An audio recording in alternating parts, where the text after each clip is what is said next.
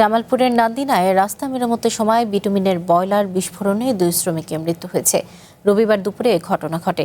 আহত শ্রমিকরা হলেন পৌরসভার সদর উপজেলার হরিপুর এলাকার আরসাব আলীর ছেলে বুলবুল এবং মিলনদহ উপজেলার পৌর শহরের চনবাড়ি এলাকার খোকন মিয়ার ছেলে মোজাম্মেল হক।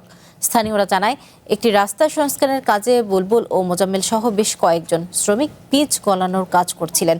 অন্য শ্রমিকরা খাবার খেতে গেলে বুলবুল ও মোজাম্মেল পিচ গলানোর কড়াইয়ে আগুন দিয়ে কাজ করেন। হঠাৎ বয়লার বিস্ফোরিত হয়ে এবং তাদের শরীরে আগুন ধরে যায়।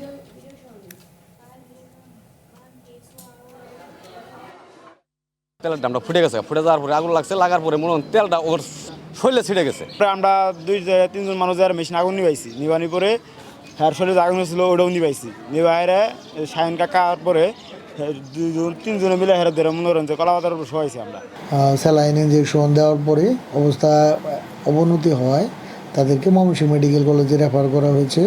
তো মোজাম্মেল সাহেব যার বয়স 55 বছর এবং আরেকজন হচ্ছে বুলবুল 35 বছর।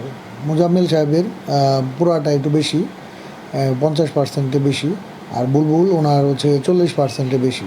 দুজনকেই ময়মনসিংহ মেডিকেল কলেজে রেফার করা হয়েছে।